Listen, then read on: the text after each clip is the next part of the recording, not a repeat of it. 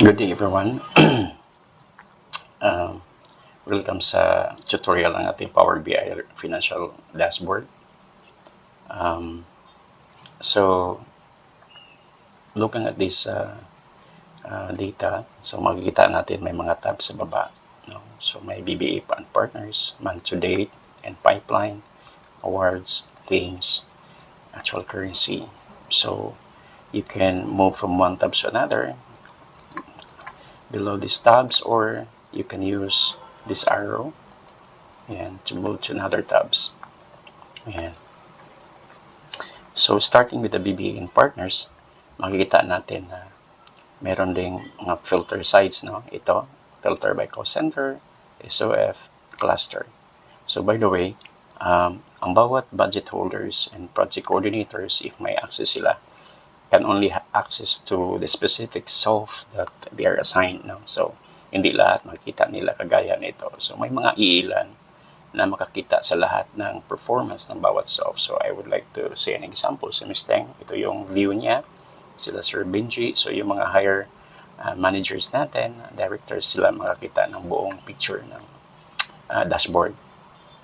Ayan. So, going back. So, ang Power BI ay definitely a filter reporting, no? So, yun pinaka-primary niya.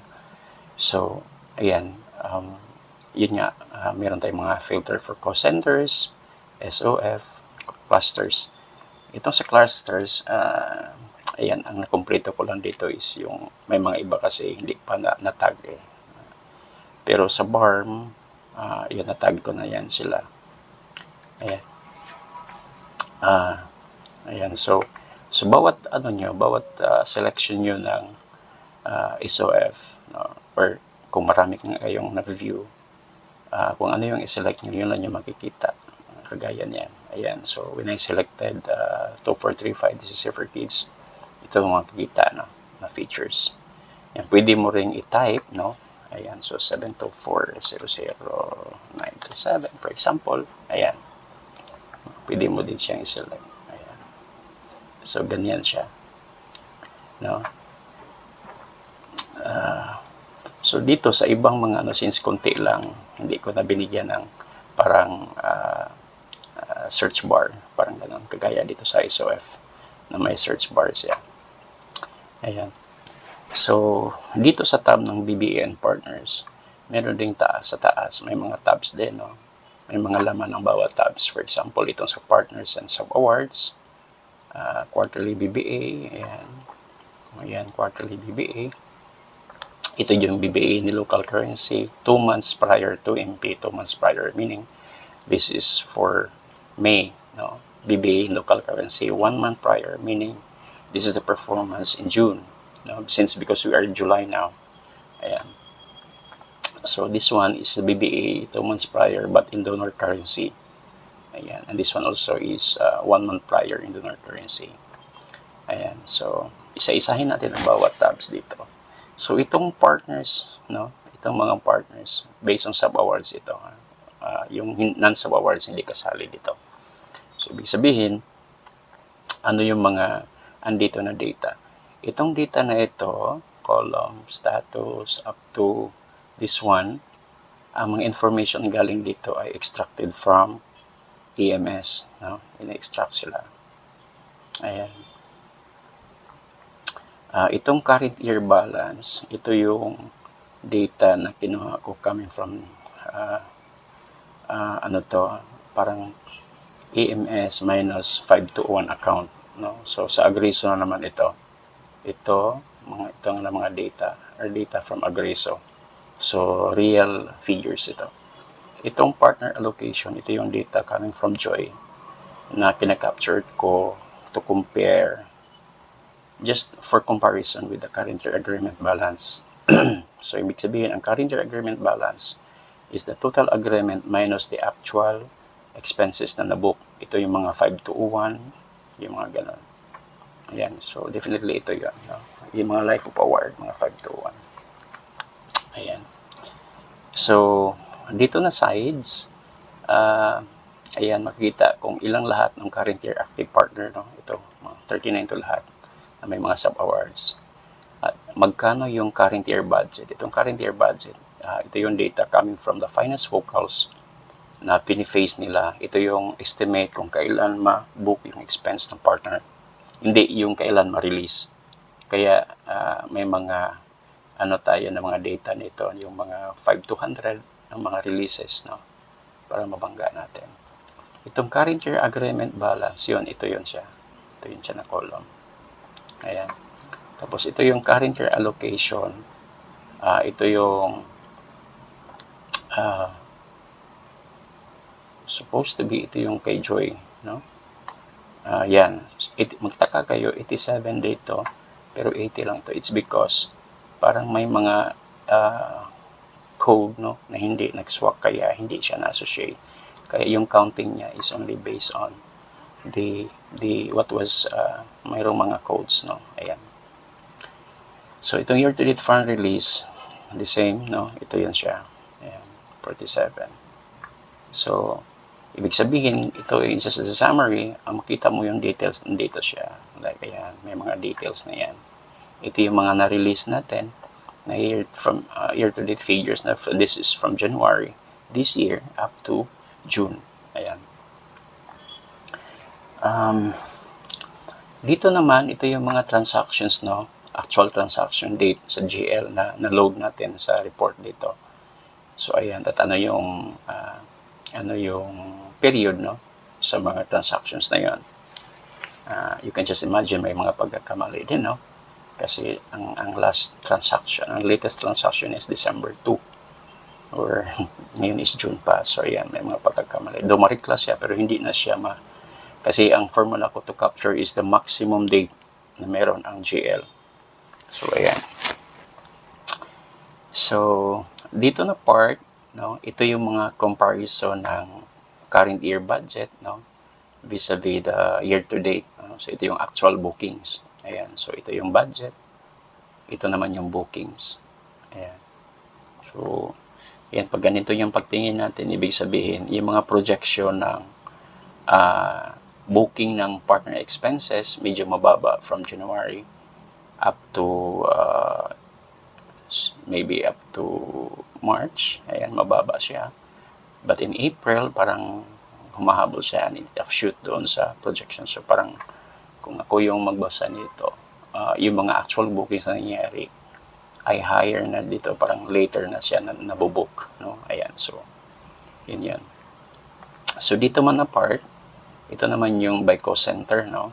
Ayan, so ito 60902, this could be Jinsan, I think. 14 is Luzon, 15 is Marawi, Barm, 08 is Visayas, I think, yeah, and so forth. Ayan, so parang year-to-date budget, ito is current year na, ayan, ito naman is year-to-date, so apple to apple yung comparison dito. Ayan. So dito naman, makikita mo yung magkano yung agreement balance. Ito, ayan, agreement balance. Ito, 129. Magkano yung allocation. Ayan, allocation. Ito yung sa data ni Joy. At magkano yung releases. So, ito yung kinukompare natin itong tatlo. Itong tatlo na data. Ayan. So, just to give us an idea. Ayan. So, sinabi ko kanina, filter ang Power BI, no? So, kung mag-select tayo ng, for example, ito, magbabago din ang dashboard. Ayan, magbabago din siya. Ayan, no? So, ganun siya. So, like for example, if mag-select tayo ng isang SOF, ano bang meron tayong partner? 6072496 ito. Ayan, makikita natin, merong budget natin, pero wala dito sa ano. Ibig sabihin, may mali ang EMS natin, no? Hindi na-capture yung data ni Pakigdait. Alam, project ko to eh, kaya alam ko. Ayan, so ganun siya.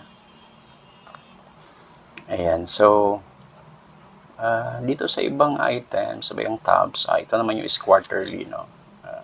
Ayan, makita natin yung quarterly, yung current year budget dito, year-to-date actual. So, ayan, for example, 60914. So, based sa first forecast na 211 million for I think Luzon or Urban, mga nandoon sa QC office na mga projects natin. Current year budget is 211, 130 million pa lang yung actual. No? Ayan, ito yung per cost center, ito naman yung per quarter. So, yan makita natin. Per quarter target natin sa first quarter, medyo baba tayo ng konti. For June, ito kasi June na, tapos na ang June, 168, mababa din. No? So, definitely, kung dito maka-catch up yung spending natin, mag-i-exceed na siya sa third and fourth. Hopefully. Ayan.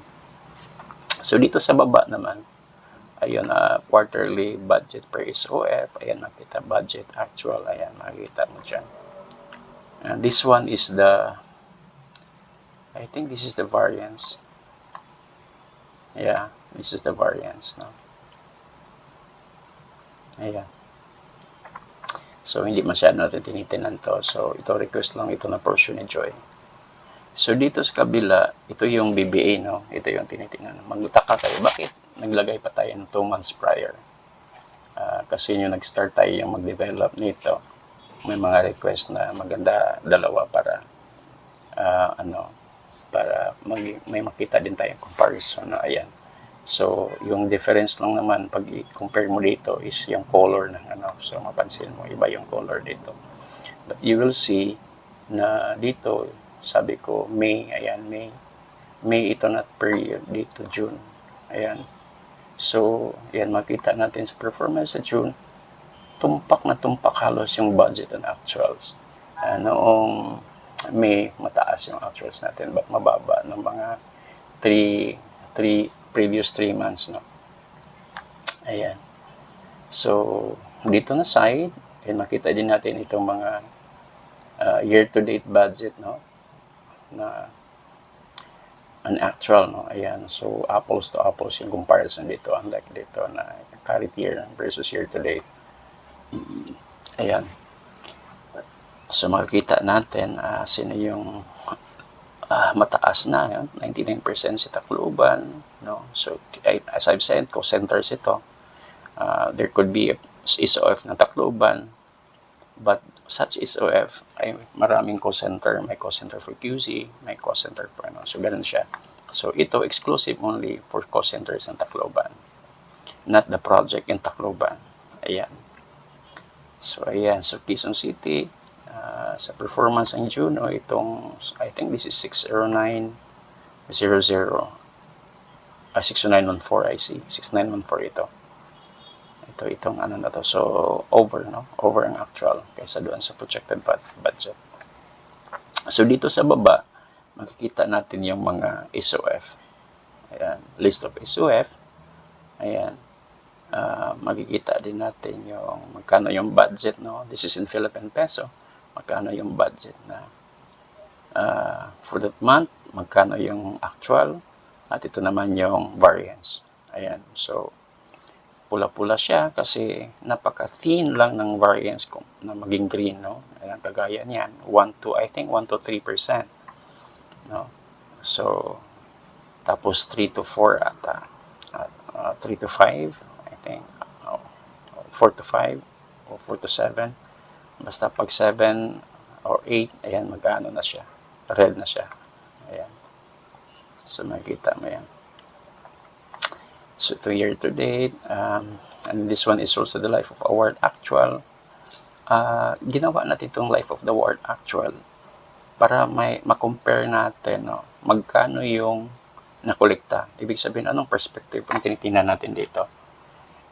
Kung yung budget na nakolekta natin from member ay suffice ba to fund doon sa mga spending natin for each project. So, yun, ito yung mga magandang comparison, no? So, for example, itong 2518, 122M na, pero yung nakolekta pa natin is 101 pa. So, this could be a hint, no, na sa treasury na tingnan to work with a word kung ano yung kailangan kong para makapagsingil, no, kung based doon sa agreement, pwede na ba, yung mga ganon ka. Ayan. So this one, yeah, this is the variance, no, year-to-date variance, list of accounts. So though may plano kami na i-enhance pa to kasi parang kasi napaka-detalye nito, no, napaka-detalye. Ayan, but the figure coincides, no. Ayan, 32. Ayan. So dito sa hindi ko na-explain yung iba, yung mga 2 months prior, no. Ito na lang, ito mga current. So dito naman makikita mo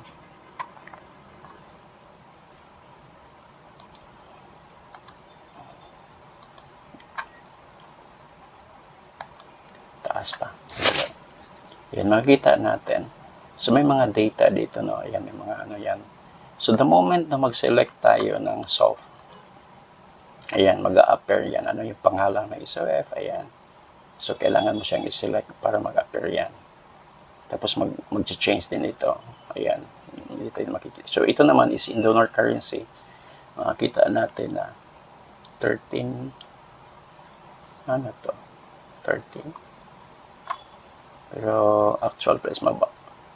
I think ang taas na ng actual kaysa na kolekta. Ayan. Makita din ano yung end date, no. Ayan. So ito yung mga burn rate. Ayan. Kita mo dyan. Yung burn rate niya. No? Ayan. Makita mo yan. So dito kasi, di ba lahat na ito? So kailangan i-filter. So sa inyo, kung ayan, kung marami yung SOF na ka-assign sa iyo, maganda mag-select ka dito para makita mo yung isang ano lang, isang SOF lang. Ayan. Ayan, makita mo siya ng isang SOF. Ayan, so kung titinan mo siya,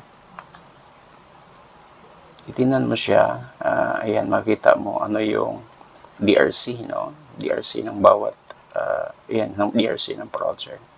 Makikita mo siya. Ayan, ibig sabihin, ito country. So, isang DRC lang ito. So, pag ano mo siya, ito yung makikita mo. Ang DIA code, no? Ang description ng DIA. Ayan, DIA code, description ng DIA. Ito yung mga, budget actuals. Year to date. So, ibig sabihin, wala siyang month. Ano? Dahil, nag-end na pala to. So, grabe ito na sample natin. Nag-end na pala. Ayan. So, ganun lang yung features niya, no? Ayan, ganun lang yung features niya. Ayan. Ayan. So, pwede kang mag-search. Ano yung gusto mong SOF. Ayan. Pag i-clear mo lang. Mabalik na yan sa lahat. Ayan. So, that's it for BBA and Partners. See you again sa next tabs natin. Thank you.